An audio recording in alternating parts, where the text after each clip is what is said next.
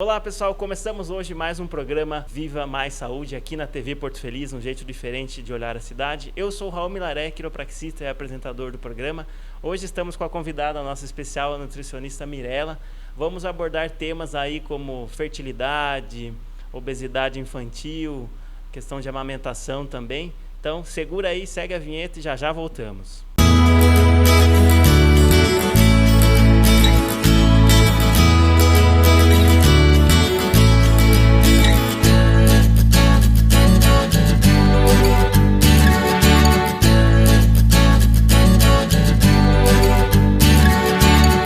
Voltamos aqui com a nutricionista Mirela. Mirela, gostaria que você explicasse para o pessoal de casa por que você escolheu a nutrição. Olá para todo mundo. Na verdade, eu escolhi a nutrição, foi mais por influência mesmo da minha mãe. Ela sempre foi muito preocupada com a nossa alimentação em casa, sempre ensinando para a gente qual nutriente, qual vitamina tinha tal alimento e por que a gente comia. E aí eu fui me adaptando nesse mundo e fui me apaixonando e escolhi a nutrição para seguir como carreira de vida. Profissionalizar e entender também daí, logicamente, o que você já estava atuando dentro de casa. Exatamente. Né? E aí agora, eu com os meus filhos, eu procuro replicar e melhorar aquelas orientações que minha mãe deu. E aí hoje eu imergi nesse mundo mulheres e crianças na parte da nutrição. Tá joia, ótimo. Então, Mirela, eu te convidei justamente porque eu vi um post seu no Facebook falando sobre nutrição e fertilidade. Aí eu olhei assim e falei, nossa, mas como assim, né? O que você comer vai influenciar na sua fertilidade? Gostaria que você explicasse para o pessoal de casa essa relação aí dessa nutrição com a fertilidade. Exatamente, Raul. O que a gente tem visto agora, né, recentemente, é que muitas mulheres estão tendo dificuldades para engravidar. Isso tem, muitas coisas estão relacionadas, pode ser a correria do dia a dia, e a alimentação ela está sendo estudada como uma dessas pontes. Então, o principal tratamento que a gente faz com a alimentação, quando a mulher não consegue engravidar, são dois. Então, a gente trata principalmente a síndrome do ovário policístico, que é uma das causas e fatores da infertilidade, e a inflamação. Então, a gente vê que hoje, dependendo do que a gente come, do nosso estilo de vida, a gente tem um corpo extremamente inflamado e isso dificulta. Referente, logicamente, pela alimentação. Pela alimentação, baixa atividade física, estresse do dia a dia, qualidade do sono, que às vezes está muito ruim. Então, todos esses fatores juntos, eles influenciam diretamente a nossa fertilidade. Como as mulheres também estão tendo filhos mais velhas, vamos dizer assim, antigamente, as mulheres tinham filhos mais novas.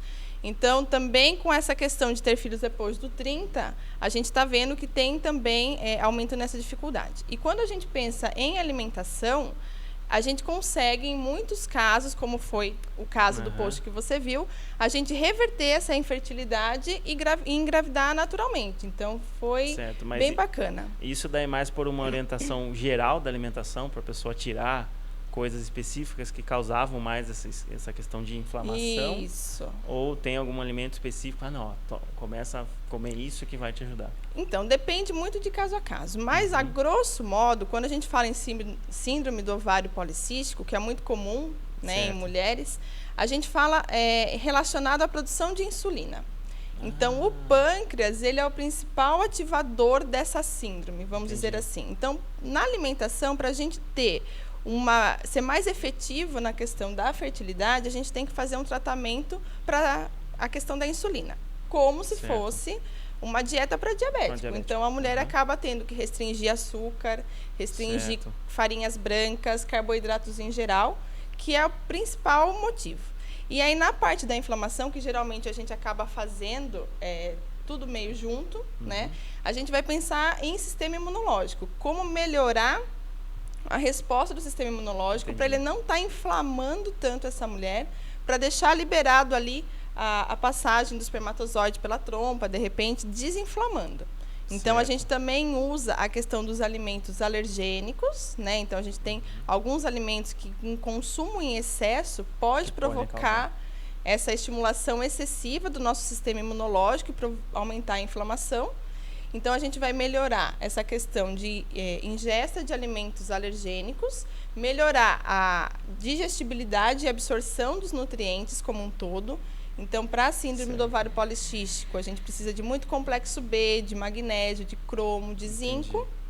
Então, a gente precisa absorver isso melhor dos alimentos, aumentar as fontes e ter uma absorção melhor. E aí, controlar a questão do açúcar, que para a gente é primordial nesse tratamento da fertilidade. O pessoal mais peca, né? No açúcar e, lógico, que no carboidrato de uma forma geral, né? Então, a nossa geração está muito imersa nesses alimentos, né? Porque são alimentos rápidos, práticos de consumo, fácil, né? Porque a vida da gente está tão corrida. Então, é o que acaba salvando naquele momento que bate a fome. Que eu brinco que a gente precisa descascar mais e desembalar menos, né? Exatamente. Então, paciente meu que está em tratamento de fertilidade, foge do mercado e vai para a feira. Sim, é melhor, eu brinco que é a melhor vacina, né? Vai para a feira, faz uma boa feira, que é a melhor vacina. Exatamente. Dá um pouquinho mais de trabalho, mas a recompensa é muito grande. Então, muito obrigado, Mirela. Já voltamos. No próximo bloco, nós vamos abordar o tema de obesidade infantil e depois, talvez, é justamente a amamentação. Segue aí. Voltamos aqui hoje com a nutricionista Mirela. A gente falou no primeiro bloco aí do programa sobre a questão de fertilidade e surgiu o tema da obesidade infantil, que a gente estava brincando a questão de facilidades hoje, né, no mercado, de você desembalar as coisas é muito mais fácil do que descascar. Então vamos abordar esse teminho um pouquinho sobre a questão da obesidade infantil, Mirela. Então, a gente está vendo também a prevalência de crianças obesas está aumentando muito. E a gente não sabe muito por onde começa, né? A questão de introdução alimentar é muito importante na criança. Então, a gente tem que ter um enfoque muito grande para estimular o paladar dessa criança. Então, a gente orienta hoje que até os 2 anos, nada de açúcar para as crianças, para a gente não estimular esse paladar. Tentar ser o mínimo de sal, né, na questão da alimentação da criança e fazer a alimentação o mais natural possível. Porque esse paladar da criança sendo estimulado com alimentos saudáveis, ele dificilmente vai escolher na fase de pré-escolar, escolar ou mesmo na fase de adolescência outros tipos de alimentos. E isso começa, Raul, dentro de casa. Então, a gente tem que mudar a nossa alimentação para estimular a mudança de alimentação do nosso filho. E a gente está vendo o perigo que está acometendo as crianças, o excesso de peso. Né? Sim. E principalmente, às vezes, é o espelho dos pais, né? Se os pais não se alimentam bem, os filhos não vão se alimentar bem, né? Se você tem em casa bolachas recheadas, alimentos embutidos, alimentos muito industrializados, porque você vê, quando a gente vai num supermercado, por exemplo, tem muita embalagem com desenho, com, né, os bichinhos dos desenhos, eles sempre ficam na parte de baixo, que é para a criança mesmo alcançar. Então, quando a gente for no supermercado, se for no supermercado, como a gente falou, fuja do supermercado e vá para a feira, é importante você ter esse estímulo da criança de levar ela a conhecer os alimentos, tocar os alimentos. Conhecer as frutas, né? As frutas, verduras e legumes, saber o nome. É bacana também a gente estar levando a criança para a cozinha, para saber como que o alimento é preparado. Em casa, a gente tem um modo de falar que a gente consome veneninho e proteção. Então, se eles querem algum dia consumir o veneninho, que geralmente de final de semana, né, muda um pouco a rotina alimentar. Docinho, uma bolachinha recheada, né? Um chocolate. Uma bolachinha recheada nunca. Mas assim, se eles quiserem comer alguma coisinha diferente, eles têm que se proteger durante a semana. Certo. Então, tem que incentivar o consumo de frutas, de verduras e legumes. E a gente não faz em casa, né, por exemplo, o consumo de frituras. Né? Então, nada frito. Se a gente for fazer, é tudo assado, tudo grelhado. E o paladar da criança, a gente se adapta muito fácil. Eles nascem com o paladar zerado. A gente que vai moldar esse paladar. Então, hoje a gente vê crianças com 8, 9 anos tomando medicação para diabetes, não podendo mais consumir doces, com a pressão altíssima, com alteração tomando de tireoide. Coca, né? Não toma água, toma só coca. Coca na mamadeira, conheço vários. É isso aí. Coca na mamadeira. Então, isso eu falo que os pais estão cometendo um crime.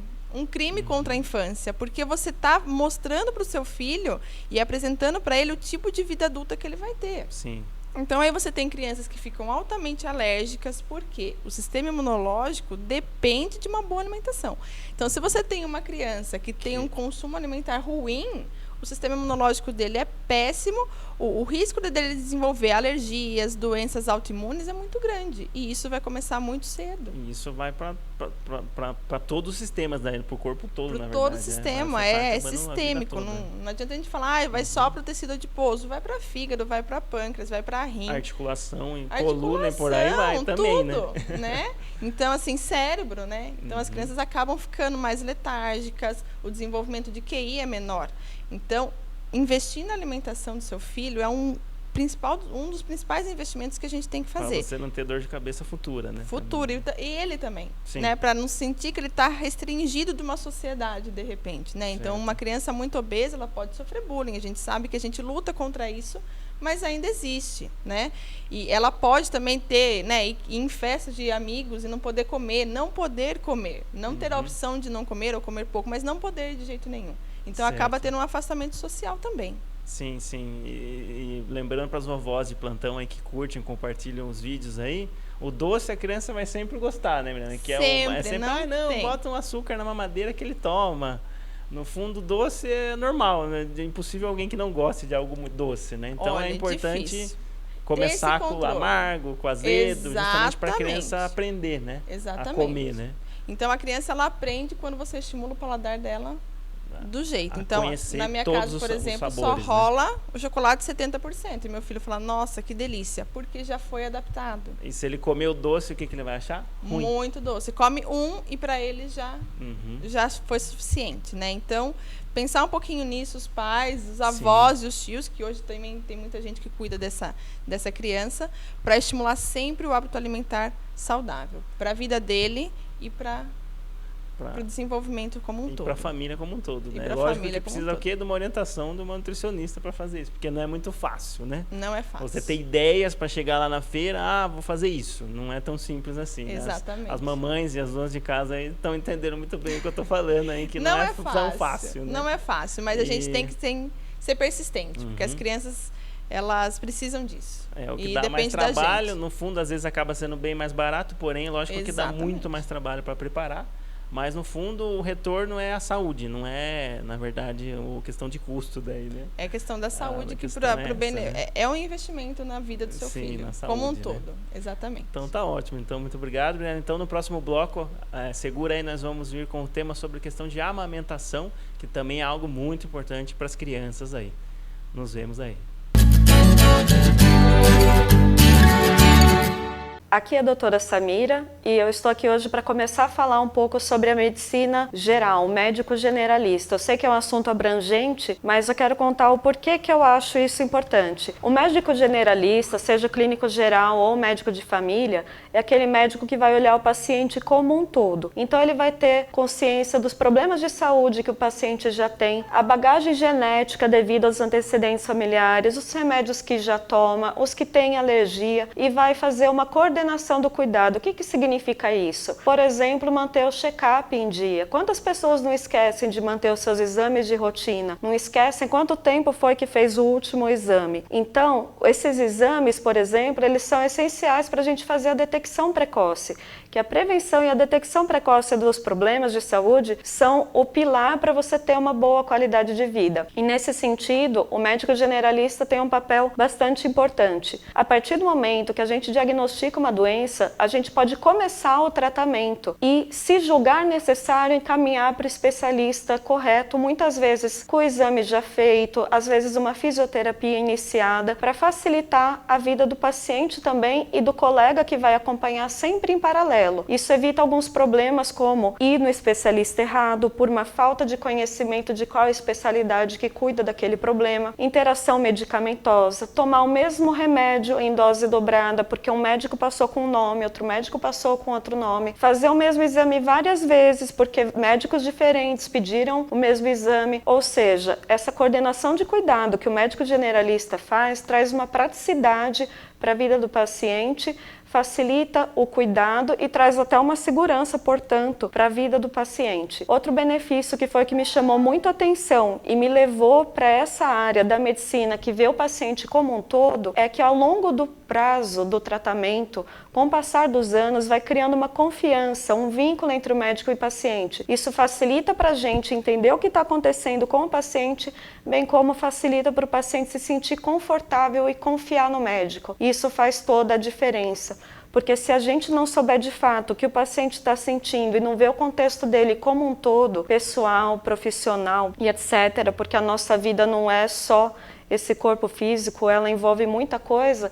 Se a gente não tiver essa visão toda, muitas vezes o tratamento não flui. Então, a minha dica de hoje é: mantenha a sua saúde em dia e vamos resgatar esse antigo médico de família. Aqui quem falou foi a doutora Samira Habib, e nos próximos vídeos eu vou dar continuidade a esse assunto de medicina geral e também de homeopatia, aqui na TV Porto Feliz.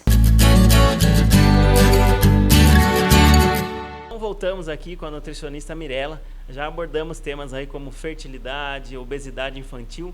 Agora, Mirella, vamos falar um pouquinho sobre a questão de amamentação, que é algo tem tanto mito e verdade dentro desse tema aí, que acho que é muito importante a gente esclarecer esses mitos aí para a população, né? Exatamente, Raul. E eu estou me especializando muito nessa área, né? Eu acabei de fazer um curso sobre consultoria em amamentação, porque é um tema que eu sou extremamente apaixonada. O meu primeiro filho, só para deixar claro para todo mundo, eu não consegui amamentar, amamentei muito pouco. É sempre assim, né? Santo de casa. Não faz milagre. E foi por isso que eu fui me especializar nessa área, né? Então, o Daniel eu amamentei 6 meses apenas, porque ele teve um diagnóstico errôneo de alergia à proteína do leite de vaca. E aí, a mãe tem que fazer uma dieta extremamente restritiva para poder amamentar, e no fim ele acabava não se curando, e eu fui orientada a suspender a amamentação. Mas, falando um pouquinho de amamentação, que é algo extremamente importante, a gente acabou de falar de obesidade infantil, e a gente sabe que a prevalência da obesidade diminui gradativamente quanto mais a mãe amamenta essa criança. Então, o aleitamento materno, ele é previne, né, a obesidade infantil. Além disso, a gente tem alguns dados falando que o aleitamento materno aumenta o QI dessa criança, aumenta o sistema imunológico por anos. Nenhuma criança que foi amamentada vai ter o sistema imunológico igual a uma criança que não foi amamentada.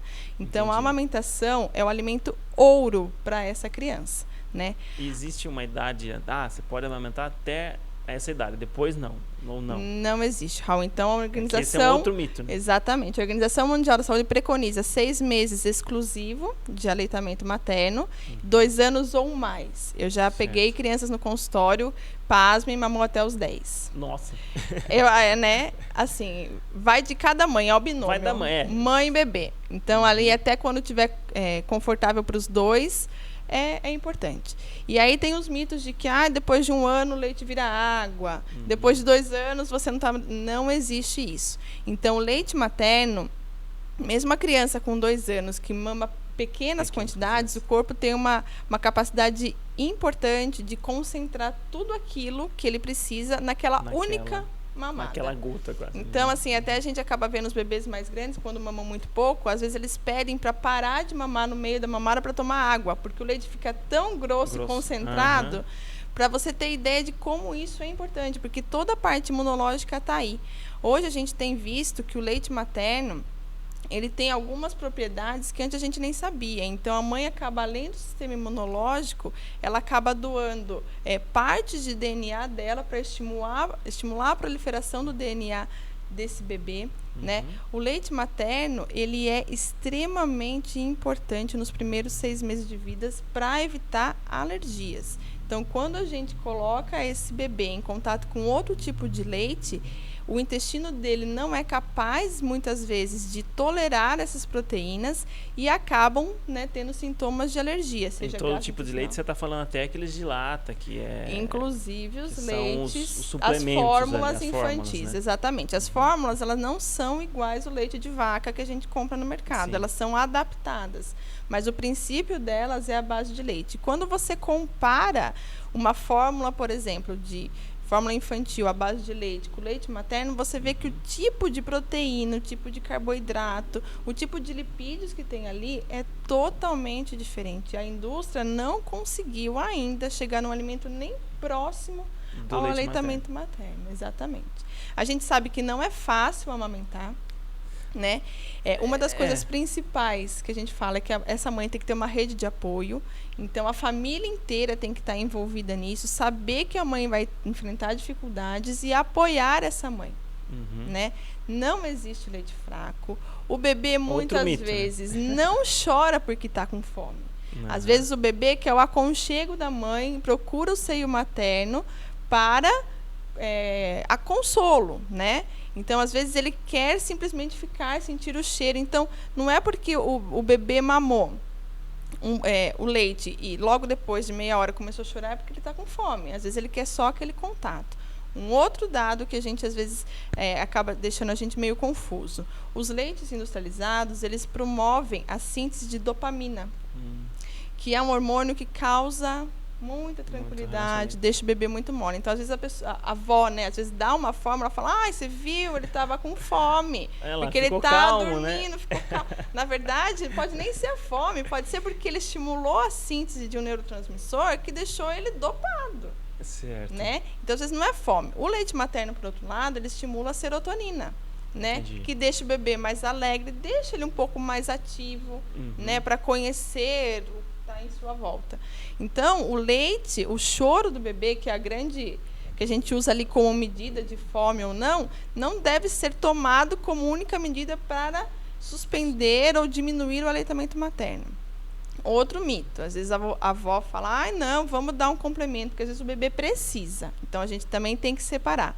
Tenta dar esse complemento em copinho. A mamadeira... Mas isso não é porque o leite não está, né, suprindo. Às vezes é por questão de desenvolvimento e crescimento da criança. Exatamente. Né? Então, tenta não dar em mamadeira, porque isso vai causar uma confusão de bicos e confusão de fluido, que a gente fala, porque na mamadeira vai muito mais rápido, e o bebê vai acabar desestimulando o consumo da amamentação. No fundo, o bebê ele é muito preguiçoso, né? Ou seja, ele não quer fazer muita força. Ele não quer fazer muita força. E para sugar no peito ali, ele tem que fazer muita força, tanto que muita criança transpira muito quando muito mama, pelo né? cabelo, né? Então, pela cabecinha. Ela está fazendo muita força de sucção, que também é importante, né? Exatamente. Então, quer dizer que quando entra com a suplementação, aí como que daí tem que fazer essa A gente tem a técnica de translactação.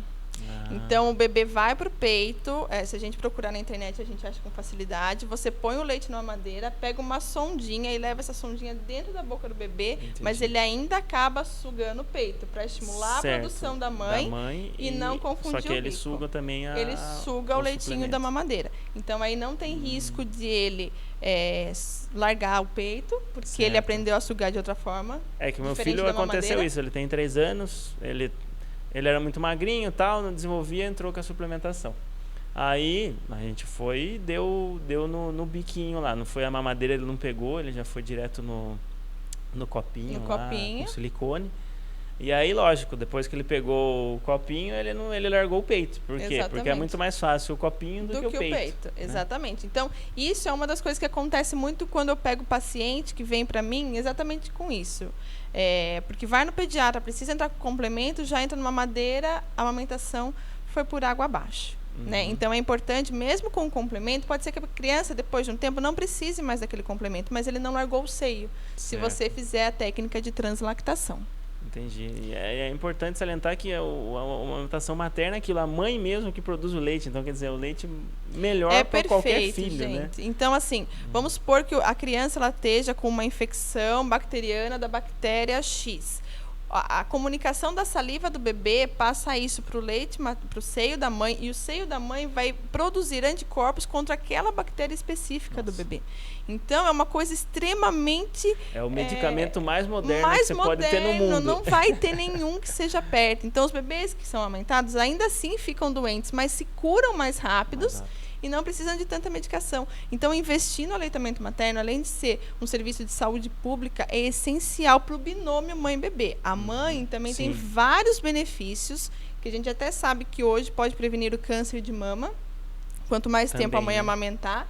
Então, a mãe também tem muitos benefícios quanto à amamentação, e para o bebê também é o melhor alimento, e nunca mais na vida a gente vai ter a oportunidade de consumir o melhor e maior alimento possível. É só nessa fase. Não é à toa que Deus fez desse jeito, né? Então, não é à toa. Não tem porque o homem querer mudar. Exatamente. Né? Mas você comentou no início que dá trabalho amamentar, mas olha, dá trabalho. Quem sou eu? Eu sou o pai, né? Não sou a mãe aí para amamentar. Mas lógico que dá trabalho, mas dá muito mais trabalho você levar um suplemento, levar água, esquentar, não sei o que. Ali, a mãe tá ali, tá pronto. É só colocar no peito, né? Simples, né? Então, é simples, é muito mais fácil, né? Então, às vezes, no começo, né, quando a mãe começa a amamentar, ela precisa de muita rede de apoio. Então, a avó precisa estar ajudando, né? A avó, a tia, a vizinha, o pai, quem quer que esteja junto. né, dar aquele suporte para ela, cuidar somente do bebê e dela, né? A mãe precisa beber muita água, a mãe precisa descansar para produzir leite, a mãe precisa se alimentar adequadamente para produzir esse leite. Então, a família tem que dar esse suporte. Depois que a amamentação já está efetiva, aí a gente pode, né, aliviar. Mas nesse primeiro mês do bebê, todo mundo tem que ajudar. Porque tem que saber que é o melhor alimento para o desenvolvimento e crescimento dessa criança e para essa mãe. E porque não é fácil para a mãe, né? Não é pra fácil. Qualquer mãe. Quem é mãe ou quem já foi pai sabe que não é nada muito simples e tão fácil. Então, qualquer ajuda é sempre bem-vinda, né? Ajuda é bem-vinda. Joia. Então, muito obrigado, Mirella. Espero que você tenha gostado, Raul, de participar do programa. Foi um prazer voltar para a cidade. Ah, sim, né? Não, e com certeza a gente abordando aqui, teve muitos temas e muitas dúvidas aí. Peço que o pessoal em casa aí curta, compartilha, comente aí alguma dúvida que ficou sobre a entrevista. Com certeza tem muitos outros mitos aí que todo mundo já ouviu falar sobre a questão de amamentação, sobre a questão de obesidade infantil e a fertilidade, que foi talvez o mais novo aí, tema que a gente abordou nisso daí. Então, muito obrigada, Mirella. Obrigada a vocês pelo convite. Espero que você retorne pronta aí, com certeza vai ter muitos outros temas para a gente abordar aí. Então, programa Viva Mais Saúde na TV Porto Feliz, um jeito diferente de olhar a cidade.